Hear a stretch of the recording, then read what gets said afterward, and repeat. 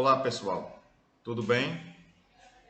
Hoje nós iremos começar mais uma aula remota do conteúdo do nono ano. E nesse processo revisional do conteúdo do nono ano, nós vamos hoje vivenciar os regimes totalitários que vão surgir na Europa no século XX. Lembrando que esses regimes totalitários que vão surgir na Europa durante o século XX, eles possuem uma relação muito grande com aqueles conteúdos que nós já vivenciamos.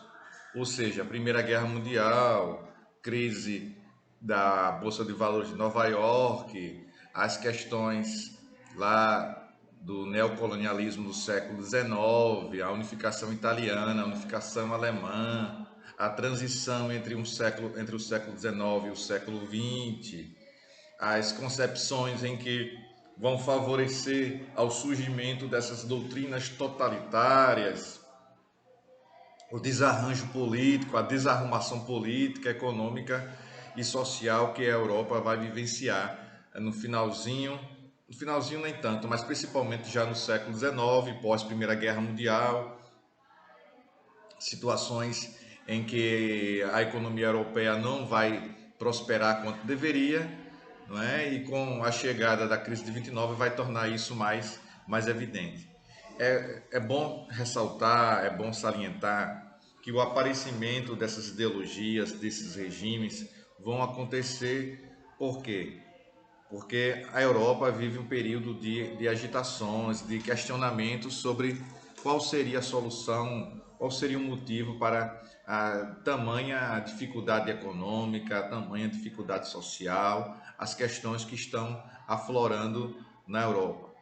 E essas ideologias radicais, não é, impostas por ditadores que têm o poder total, que querem concentração de poder, vão começar a aparecer de forma cada vez mais constante, cada vez mais consistente na Europa, facilitando a entrada na mente das pessoas, um social abraçando essa causa, uma parte da população, e essa população vai crescendo o número de adeptos dessa teoria, dessa ideologia, vai crescendo, crescendo, crescendo, até chegar à aceitação de normas rígidas, à ascensão de ditadores ao poder, e também quando esses ditadores, por seu lado, chegam ao poder, tomam medidas ditatoriais que a população nem enxerga como sendo ditatorial, em que o processo democrático, a questão democrática passa longe, fica distante, e aí vamos conhecer os fascismos da vida, o nazismo, o salazarismo e o franquismo em determinadas regiões da Europa. Não é? O salazarismo em Portugal, o franquismo na Espanha, o fascismo italiano e o nazismo na Alemanha. As situações, não é, que vão, não é, favorecer a esses movimentos totalitários, movimentos radicais que vão surgindo e vão ganhando cada vez mais espaço, surgindo como um partido legalmente formalizado, participando das eleições democraticamente. No entanto, chega um momento que esses partidos, por exemplo, o Partido Fascista, o Partido Nazista, chega um momento que ele ascende ao poder. O Partido Fascista dá um golpe e ascende ao poder. E o nazismo, por uma conjuntura política favorável, não é, que o velho Marechal, não é, vence as eleições, o Marechal Hindenburg, e ele quer formar uma grande coalizão e coloca Hitler como se fosse o chanceler. O chanceler seria um cargo semelhante ao primeiro-ministro daquela época. Pois bem, todas essas situações vão ficar, não é, bem evidentes, de crise, de possibilidades de revoltas, de greves, do sindicalismo. Aí você tem ali uma série de fatores que vão surgindo quase que ao mesmo tempo. Uma série de situações. Essas doutrinas vão surgindo com o fascismo e o nazismo de um lado, fascismo, nazismo, salazarismo e franquismo, esses quatro ideologias surgindo na Europa, com características de direita, não é? Radicais de direita, de extrema direita, e do outro lado você vai ter o socialismo surgindo. O socialismo incentivando aos trabalhadores formarem sindicatos para que a partir daí eles possam unidos trabalharem juntos, reivindicando melhores condições de trabalho. e a sociedade também igualitária. Esse socialismo, vocês sabem bem, socialismo científico, criado por Karl Marx e Friedrich Engels. Dito isto, eu espero que vocês entendam como os fatos históricos vão se dar, como eles estão juntos, acoplados um ao outro, e como é preciso você ter muita clareza, identificar que cada um, o fato histórico seguinte, vai sempre colaborar, não é? Olhando sempre para o fato anterior. O fato seguinte, histórico seguinte, é colaborado porque você tem que ter uma visão, tem que dar uma olhada no fato histórico anterior. O que é que temos então aqui? Página 74. Com o título Os Regimes Totalitários. Mais uma vez o livro, ele faz uso de um trecho do historiador Eric Hobsbawm, que colaborou muito, não é, com suas obras para o entendimento desse período aí, desse período entre o século XIX e o século XX. Nós temos uma foto que tem uma legenda embaixo que fala, que diz assim: Adolf Hitler e Benito Mussolini foram as maiores expressões do totalitarismo na Europa entre as décadas de 30 e 40. De fato, isso aconteceu, não é? Eles vão ser, não é, vão ser nomes fortíssimos da concepção totalitária, ajudados também pela crise econômica que assolava a Europa anos antes da ascensão dos dois. Então vamos dar uma olhada agora no trecho do livro de Eric Hobsbawm, A Era dos Extremos, o Breve Século XX. Em resumo, o liberalismo fez uma retirada durante toda a era da catástrofe, movimento que se acelerou acentuadamente depois que Adolf Hitler se tornou chanceler da Alemanha em 1933. Tomando-se o mundo como um todo, havia 35 ou mais governos constitucionais e eleitos em 20, dependendo de onde situarmos algumas repúblicas latino-americanas. Até 1938 havia 17 países desses estados, e em 1944 talvez 12, de um global de 65. A tendência mundial parecia clara, parecia muito clara, muito nítida.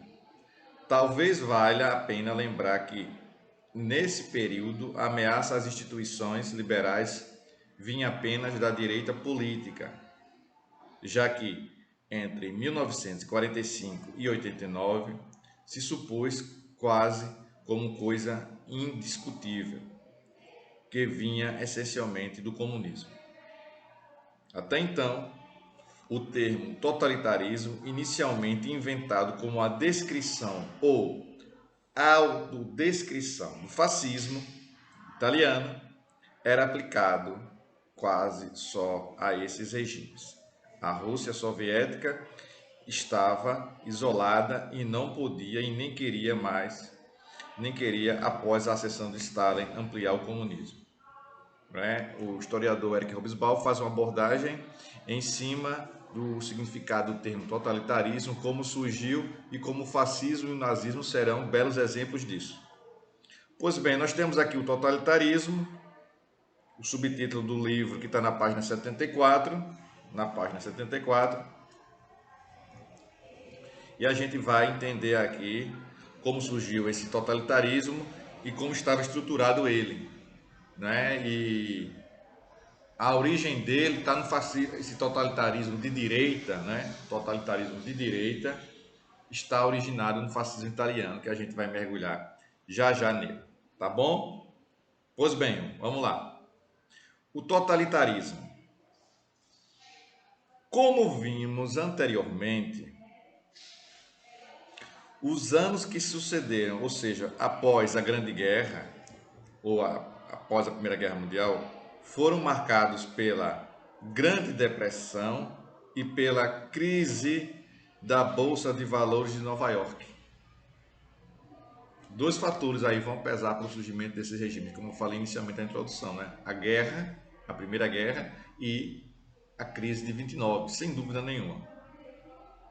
O mundo passou por uma grande recessão, inflação, miséria, desemprego, fome, protecionismo econômico, o que levou a sociedade ao caos. Esse período ficou marcado como entre guerras, correspondendo aos anos entre a Primeira e a Segunda Guerra Mundial. Muitos historiadores afirmam que a Grande Depressão foi o principal fator para o surgimento dos regimes totalitários. Esses regimes totalitários vão surgir com a grande contribuição dessa crise de 29, dessa Grande Depressão, porque a população fica desesperada, sem condições de vida, vivendo numa miséria, numa fome.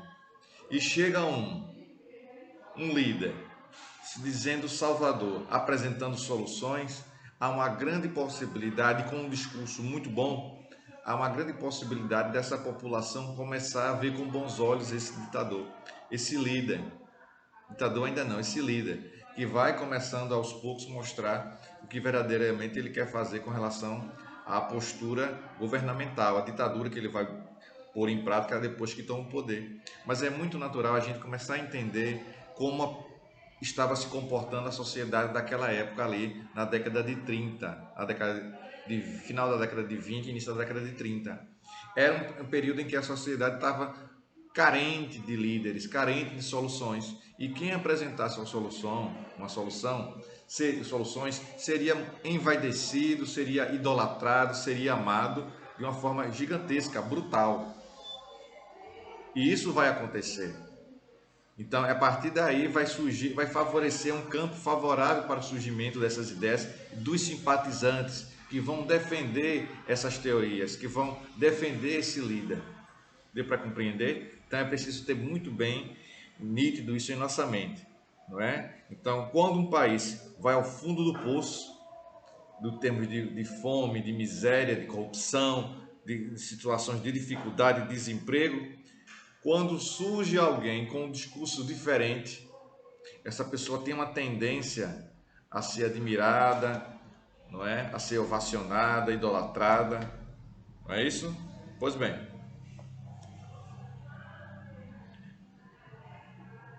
esse período ficou conhecido como Entre Guerras, correspondendo aos anos entre a Primeira e a Segunda Guerra Mundial. Muitos historiadores afirmam que a Grande Depressão foi o principal fator para o surgimento dos regimes totalitaristas. Repetindo, essa fase ficou associada ao surgimento do totalitarismo, regime político altamente centralizador, sem contestação da autoridade e que pode ser exercido por uma pessoa, por um partido ou por uma classe social. Esse sistema não aceita a participação do povo. Em outras palavras, deve existir obediência total ao regime, cumprindo todas as decisões. Nesse sistema, não existe Senado nem Câmara. Seus partidários rejeitam completamente a democracia e o liberalismo, visto que defendem a intervenção total do Estado na economia, o Estado com representação na economia, o Estado atuando na economia, exercendo uma influência muito grande na economia. O totalitarismo, por vezes, de vez em quando, lembra o autoritarismo, que também é um regime político sem a participação direta do povo, mas sem influência direta de uma ideologia. Mas a diferença central entre os dois regimes é que no totalitarismo buscava-se a participação do povo na ideologia imposta pelos ditadores. Seus adeptos tem que defender e militar pelo sistema. Já o autoritarismo visava manter o povo acomodado, sem questionar o regime, isto é, o povo passivo, só calado, só assistindo, sem reivindicar, sem lutar, sem mostrar insatisfação. Essa é a característica do autoritarismo. Via de regra, ele consegue isso porque ele impõe o seu desejo, a sua vontade, e a população fica à margem, fica sem possibilidade de questionar, que ele não deixa, o regime autoritário não deixa que a população passe a questionar as atitudes, passe a questionar as medidas, queira reivindicar, queira questionar. Não vai, tem repressão em cima disso, não é isso? Enquanto os norte-americanos criaram a política econômica conhecida como New Deal, que significa novo acordo, aquele novo acordo que o governo norte-americano fez para recuperar da crise de 29 durante o governo de Franklin Delano Roosevelt. Para superar a crise, outras nações organizaram governos totalitaristas visando exercer seu controle social e político. Os principais motivos que levaram ao surgimento dos regimes totalitários no mundo foram, olha aí, batendo mais uma vez nessa tecla, fazendo que você entenda por que ocorreram esses regimes totalitários. Presta muito bem atenção aí. A Grande Depressão Econômica, vírgula, que gerava miséria e desemprego. Ponto. As revoltas sociais, então, quando gerou desemprego, facilitou a entrada desses regimes totalitários, dessa ideologia totalitária. As revoltas sociais que ameaçavam as nações. Muitas greves foram realizadas. O sindicalismo ganha força e a sociedade passou a reagir diante da crise. Medo de que acontecesse uma revolução nos modos ocorridos em 17. Também era uma coisa importante. É importante pontuar isso. Os países tinham medo de que houvesse uma revolução como a Revolução Russa. Então, alguns moradores, alguns habitantes, evitando qualquer possibilidade de um movimento revolucionário socialista, começaram a realizar apoio ao fascismo, ao nazismo, querendo impedir que outros países da Europa também vivenciassem essa revolução socialista. Em outras palavras, o medo do socialismo e do comunismo atormentavam a todos, inclusive a burguesia, que para garantir seus negócios aceitou passivamente a chegada de líderes totalitários. Como já foi observado anteriormente, os regimes totalitários preencheram um espaço político com o objetivo de evitar o crescimento de quem? Isso mesmo, evitar o crescimento do socialismo e do comunismo, colocados por meio de uma forte propaganda, não é, como causadores da crise mundial. A burguesia e o povo aceitaram essa propaganda e abraçaram as causas totalitárias das ações que organizaram esses sistemas. Assim, estabeleceram uma massiva propaganda voltada para o culto, na forma de culto aos seus principais líderes. E tem um movimento, inclusive um movimento artístico chamado futurismo, que apoia o fascismo na Itália. De certa maneira, faz uma propaganda ao regime. De certa maneira, não faz uma propaganda ao regime, não é? Lá com Giacomo Balla, Umberto Boccioni, são artistas que vão incentivar o futurismo no período do fascismo na Itália. Pois bem, prosseguindo ainda na página 75, saí da 74 e vim para a página 75. Outras características eram o controle estatal da economia. A economia passava a ser controlada pelo Estado. O terrorismo de Estado, as pessoas eram ameaçadas e consideradas traidoras da pátria caso se posicionasse contra o regime. Então a gente vê que as poucas pessoas que seriam contra o regime iriam sofrer retaliações, iriam sofrer muito por conta disso. E aí o regime fascista faz isso, o regime nazista também faz isso, não é? Aí a existência de apenas um partido político baseado nas ideias totalitárias e centralizadoras. Na Europa, os principais regimes totalitaristas que surgiram foram o fascismo na Itália, o nazismo na Alemanha, o franquismo com o general Franco na Espanha, que vai desencadear a Guerra Civil Espanhola. A Guerra Civil Espanhola é importante porque, professor, muito bem, a Guerra Civil Espanhola é importante, que ali vai ser um grande ensaio dos regimes totalitários, não é, do eixo, para a Segunda Guerra Mundial. Armamentos, equipamentos vão ser fornecidos para o general Franco, não é, ficar no poder. Depois da Guerra Civil Espanhola, ele vai conseguir manter-se no poder até a década de 70, salvo engano. O fascismo italiano.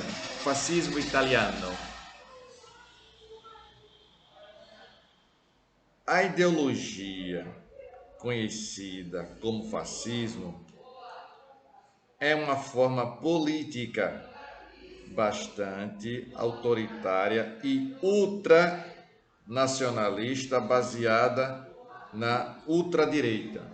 Essa ultradireita significa o que, professor? Muito bem, essa ultradireita significa a extrema-direita, radicalismo de direita. Não é concentração do Estado, favorecimento para a burguesia, não é? Então, essas condições nós vamos conhecer no fascismo. Visava buscar o apoio popular nas ações de seus governos, mas de forma alguma permitia a liberdade individual e coletiva dos cidadãos. O cidadão não tinha liberdade. Não tinha liberdade. Através de uma forte propaganda voltada para o nacionalismo, convocava o povo a lutar em defesa de seu território. O fascismo se consolidou com mais intensidade, já estou na página 76. O fascismo se consolidou com mais facilidade, com mais intensidade, na Itália, durante o regime totalitarista de Benito Mussolini. As bases de um governo totalitarista fascista são o ultranacionalismo, ou seja, extremado nacionalismo, valorização daquele país. É bem verdade que o fascismo ele busca também remontar Roma do período lá do seu império, construir um grande império romano novamente. E para isso precisa de território, para isso precisa invadir, precisa entrar em guerras, entrar em conflitos. Então, nesse processo, nesse pensamento, nós temos uma semelhança aí, não é? Entre a situação do nazismo e fascismo, que é um território, um espaço que é baseado no período da Idade Média, em que os dois países formavam um grande território. E que aqui no caso do fascismo, o fascismo queria fazer isso, queria dominar uma vasta área, relembrando as questões que foram o projeto lá do Império Romano, só que ele quer fazer agora em pleno século XX, com condições completamente diferentes, do ponto de vista de estrutura, de governo, de relações com outros países, né? Os outros países anteriormente tudo pertencia ao Império Romano. Agora ele queria desrespeitar tratados, entrar em conflitos. Parece que não tinha havido nada durante a Primeira Guerra Mundial, não é? Mas mesmo assim ele quer esse ultranacionalismo, esse nacionalismo exacerbado. Esse é o desejo de Benito Mussolini através do fascismo italiano. Pois bem, ainda na página 74 nós temos aqui essas bases do governo fascista, não é? O ultranacionalismo, etnocentrismo e o militarismo, não é? Preocupação com o homem no etnocentrismo e o militarismo. Vamos lá. O ultranacionalismo é o nacionalismo exagerado, como eu falei, radical, que não aceita influência alguma de outras culturas ou nações. Geralmente prega a ideia de que sua cultura é superior às outras, além de defender a xenofobia e perseguir aqueles que são contrários às suas ideias. Para os ultranacionalistas, o Estado tem primazia, ou seja, tem prioridade, vem primeiro sobre as pessoas. Portanto, estas devem seguir as ordens do governo centralista e fascista.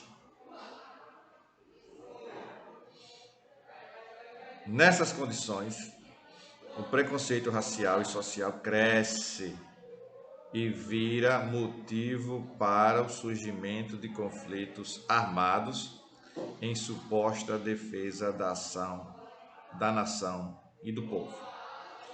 Etnocentrismo é o quê? Etnocentrismo é a ação preconceituosa realizada por grupo de etnias. Que vem ser etnias tem a ver com as raças. Tem a ver com as raças. Com o mesmo idioma e cultura contra outros grupos que possuem características diferentes, achando que somente a etnia europeia fosse a correta e as outras etnias fossem desconsideradas, fossem diferentes. Por serem diferentes, já estariam fora. Com isso, nós vamos ter um homem, né, que dentro desse fascismo que nega e age contra aquilo que não conhece. Então, o fascismo estimulou a ideia de defesa da superioridade de sua etnia sobre as outras, o que gerou vários conflitos. Nesse aspecto, o fascismo e o nazismo possuem a mesma característica, não é? O ódio aos estrangeiros e se achando uma raça superior à outra. E outro aspecto que vai ser semelhante, é por isso que a gente diz que o nazismo é uma consequência do fascismo. O militarismo significa o quê? Nações que pregam o ultranacionalismo. O militarismo também é um aspecto do fascismo, né? Nações que pregam o ultranacionalismo geralmente buscam a militarização sob pretexto de proteger o Estado contra possíveis invasões de outras nações. Na prática, o fascismo usou a força militar não só para atacar outras nações, na tentativa de buscar sua hegemonia, mas também para intimidar seu próprio povo. Então, duas funções nesse militarismo no fascismo, né? Proteger o povo e intimidá-lo. Aqueles que fossem contra, fatalmente seriam intimidados, recebiam pressões para não tomar nenhuma medida de cunho de reivindicação. Aquela população dentro daquele país que estivesse reivindicando, via no militarismo, ó, eu não vou reivindicar não, porque se eu começar a protestar, o líder radical, o líder totalitário vai colocar o seu exército, a sua polícia contra mim. Eu vou sofrer consequências se eu tomar uma medida, se eu tomar qualquer atitude, falar, gesto contra o governo totalitário, eu vou sofrer com isso, porque eu estou percebendo que esse militarismo é muito forte. Então, aquelas pessoas que iriam reivindicar contra o governo iriam pensar muitas vezes antes de tomar tal medida. Não é isso? Pois bem, pessoal, na próxima aula nós iremos prosseguir com o fascismo, ver como esse fascismo vai se comportando, vai se desenvolvendo, e Mussolini tomando o poder. O que é que ele vai fazer? O grande líder do fascismo. O que é que ele vai fazer? O que é que ele vai deixar de fazer? Tá bom? As características desse seu governo. A marcha sobre Roma, não é? Vamos estudar isso. Tá bom? Espero que vocês tenham compreendido. Forte abraço a todos. Tchau para vocês. Tchau para vocês, pessoal. Até a próxima. Tchau.